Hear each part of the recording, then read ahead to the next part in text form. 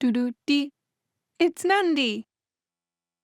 Hello friends, in this video we are going to cover Atlacoya, the Vigilator, who enters Tacticus as the fourth playable character for the Adeptus Custodes.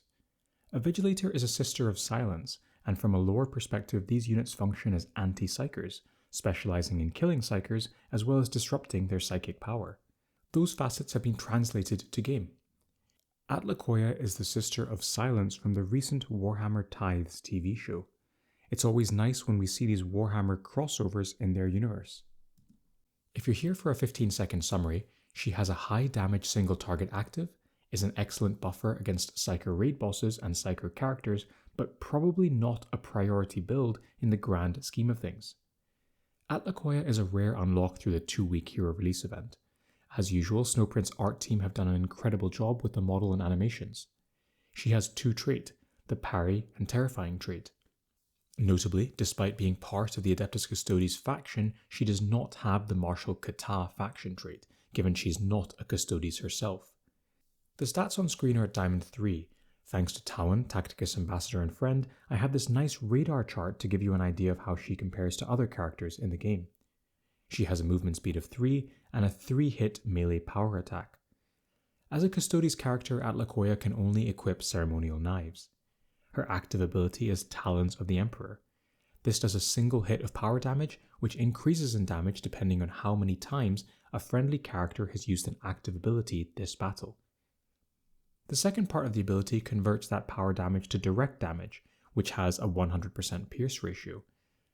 This applies if the enemy is a Psyker, or if Atlacoya is adjacent to a friendly Adeptus Custodes.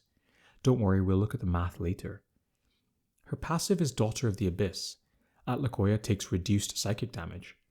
Psychic damage dealt to other friendly units within 2 hexes of her is reduced, and on top of this, enemy Psykers take 20% bonus damage at max settings. The abilities are simple enough, but let's look at some gameplay clips before diving into the numbers. In this first clip, you can see that Atlacoya does a middling amount of damage to an enemy target. However, once she is adjacent to a Custodes ally, that damage becomes 100% pierce, courtesy of the direct damage conversion. If she makes an attack against an enemy after a few allies have used their own actives, then her damage output increases. For her passive, you'll note that Archimatos does a fair bit of damage to Bellator with his normal attack. After Atlacoya enters the frame, Bellator receives a buff icon showing that he takes reduced psychic damage, and the enemy Psyker has a debuff icon also demonstrating the effects of the passive. Now, when we cycle back to Archimatos' turn, he does far less damage to both of our characters. The gameplay is reasonably straightforward, and I thought we would move on to some math and graphs next, once more courtesy of Tawan. The graphs are hopefully easy to understand, but blue demonstrates the amount of remaining health the character has, and each new colour shows the damage increment from using another active ability. We've gone up to 4 here, since generally speaking, you'll only be able to use 4 active abilities in a battle. You can see that if you stay in the power damage mode of the active, it struggles to kill most enemies, even after using 4 actives earlier on. Remember that Atlacoya's active can be turned into direct damage if there is an adjacent Custodes ally. So we've redone this graph but shown the power of the active when it turns into direct damage. We've also done a graph to show how Atlacoya does against Psykers, where her active does direct damage. Psykers are traditionally more fragile characters, and that is reflected in just how vulnerable they are to this attack. Most of them will die right away to the active after a single ability has been used beforehand.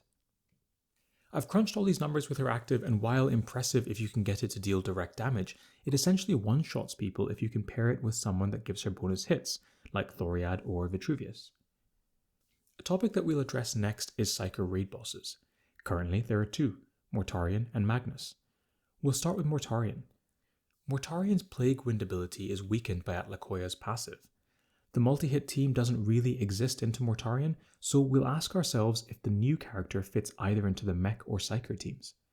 Slots on the former are pretty tight, but there is a conversation to be had for swapping her with Roswitha on the latter. I'm going through 2 runs on screen, one with Helbrecht and one with Atlacoya. Ultimately, it looks like the 20% buff from Atlacoya does not outweigh the static buff provided by Helbrecht's passive. I'm speeding through the replay slightly since the strategy is available in full on Painhawk's channel, linked in the video description below.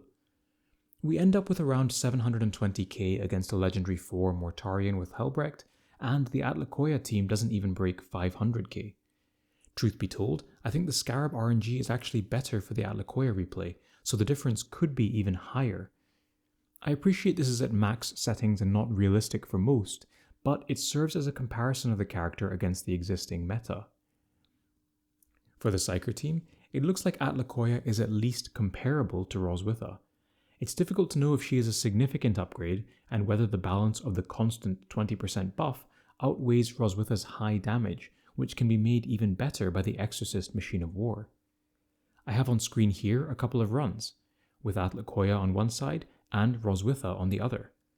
You can see that against the Legendary 4 Mortarion we end up with roughly similar scores. For Magnus, the appeal is that Atlacoya reduces the damage from Blade of Magnus and Gaze of Magnus. Gaze of Magnus can quickly wipe out your strongest characters, so I think the damage reduction is actually quite tempting. I have on screen a run with Atlacoya and the Custodes versus a Forecast and Asmodai team with Ragnar and Onshi. Both look like viable options. The Dark Angels team is probably easier to play since all of the damage is front-loaded and less vulnerable to the innate variance of the Magnus boss fight. There's also probably some map dependence here, as I think if you can more reliably gain high ground, then the Forecast team probably outperforms. A couple of things for you to observe as you're watching these replays. Her passive protects your characters from dying to Gaze of Magnus. Because this is Legendary 5, I have to be very careful about not attacking Magnus. There is a world against lower level bosses where this ability lets you attack for more turns due to its protection. You can see these replays are a little rushed and not super precise nor optimized, but hopefully give you a taste for things to come.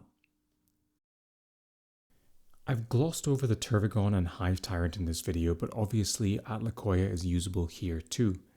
I don't think she fits into the mech team, which is best in slot and sadly already so tight for space. One question I often get asked is how does the character perform on defense when the AI controls them? As you can see in this gameplay clip, the AI is liberal in use of her active, but her overall stats probably preclude her from being a top defensive choice. We've covered the kit and gameplay, so here's a summary slide showing her stats and abilities at various breakpoints. Feel free to pause or screenshot as needed. Next, here is my usual infographic style summary. Stats on the right are at Diamond 3. Thanks again to Tauan for comparing Atlacoya to other characters. She has fairly middling defensive stats on the 46th and 55th centile respectively for health and armor. Her damage stat is actually reasonably good against both low and high armor targets. Remember that unlike the other Custodes, she does not have Martial Kata to provide more insulation beyond what her stats might suggest. Next up, we can take a look at where she might be usable. For Horde mode, she has a single attack, isn't particularly durable, and does not seem to have the kit to excel here. She's possibly niche if the Thousand Suns are enemies, but I doubt it. For War, Atlacoya is appealing as a potential one-hit KO, remembering the math that we crunched with Tauan earlier. She'll be good against enemy Psykers, but these generally aren't placed on War defense anyway due to their fragility. So I've given her a 2.5 here. For guild raids, we've spent quite a long bit during this video demonstrating that Atlacoya is probably a small upgrade on bosses like Magnus and Mortarion. She will continue to be in the conversation against future Psyker bosses too. At the moment I've given her a 3, but I could see that moving up or down. Overall, Atlacoya is niche, but nothing to get overly excited about. With the glut of Imperial characters and machines of war we have to work on recently, I think that for the vast majority of the player base, she can be left aside for now. That's it. Another character showcase wrapped up. A huge thanks to my Patreons for their support, and bye for now.